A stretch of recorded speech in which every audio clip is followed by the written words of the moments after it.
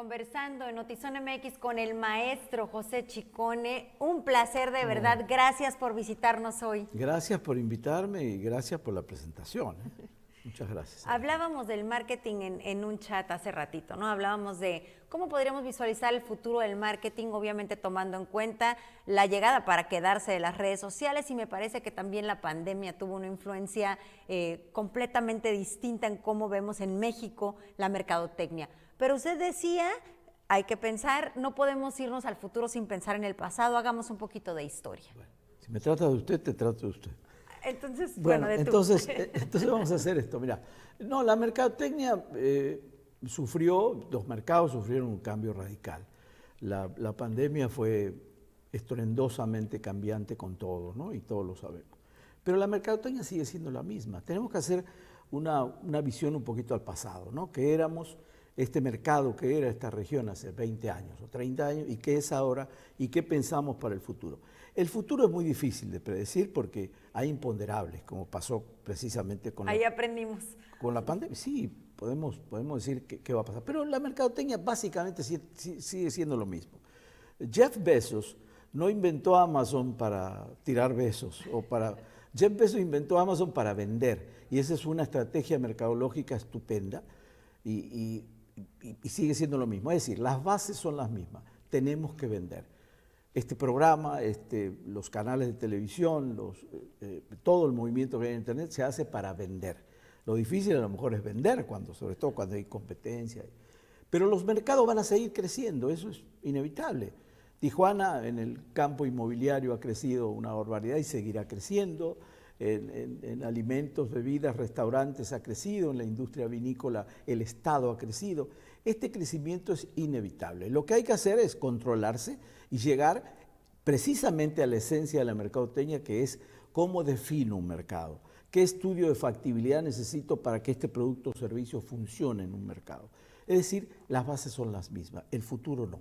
El futuro es más complicado. Nosotros tendremos que establecer, todos los que estamos en este métier, tendremos que establecer cuáles son las bases, cuáles son los principios de lo que viene, con la velocidad, Alejandra, que se manejan las cosas ahora, tan cambiantes. Es decir, la inmediatez nos ganó, lo que hoy decimos sí, mañana es quién sabe, porque cambian las cosas radicalmente.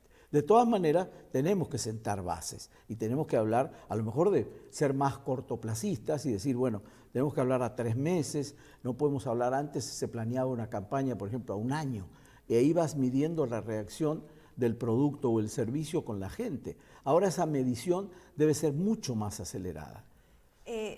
Ante la próxima apertura de la frontera había mucha inquietud por parte del comercio local, porque de alguna manera ya nos habíamos acostumbrado, ya nos había gustado, ¿no? Que gran parte de los clientes no tenían otra opción.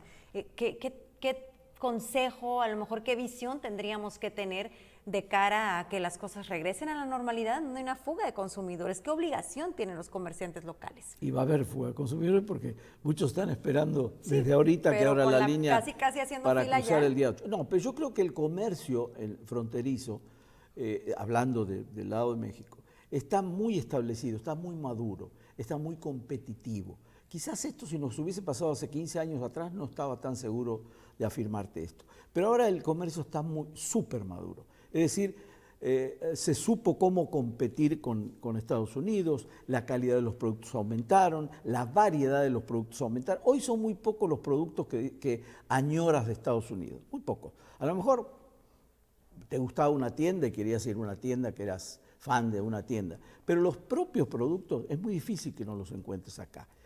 Y ya hablando de los básicos, de lo que es un supermercado, hasta electrónica, lo que sea, lo vas a encontrar todo. Antes no, antes había esa diferencia a veces bastante pronunciada, pero ahora las cosas están parejas. Y el comercio Baja California, sí, por lo menos en lo que a mí me toca observar, que es Tijuana, San Diego, porque mi negocio está aquí, está en San Diego, se ha aprendido mucho y creo que el comercio acá quizás sufra los primeros días, el embate de la novedad de la línea otra vez abierta, ¿no? Pero nada más, yo creo que todo se va a volver a su normalidad y sobre todo a principios de año, cuando la gente tenga que mirar para adentro y decir, necesito consumir lo que está en casa o seguir consumiendo lo que está en casa, así que no le veo mayor problema. En México no existía tanto la cultura de las ventas en línea como en Estados Unidos. Claro. Sucedía de forma extremadamente natural, que hasta el supermercado lo dejaban en la puerta de tu casa.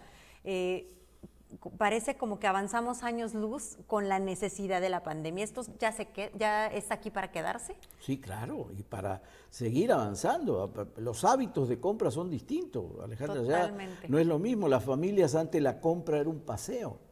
Llevaban el niño, la niña, tomaban helado, iban al cine, y ahora la comodidad, y provocado además por la pandemia, por desgracia, creó un hábito de comodidad en la casa, y eso hace que, por eso han cerrado infinidad de centros comerciales en Estados Unidos, y te consta, no hace falta que yo... En San Isidro, pues un pueblo fantasma. San Isidro, de más de 800 comercios, 600 comercios están en la quiebra, o prácticamente quebrados, esperando ahora que la gente vuelva a cruzar, porque el público de acá es un gran consumidor, pero muy importante en toda la franja fronteriza, y me voy hasta casi La Joya, ¿eh? No te hablo nada más de Chula Vista, Bonita, National City, es un público que consume muchísimo.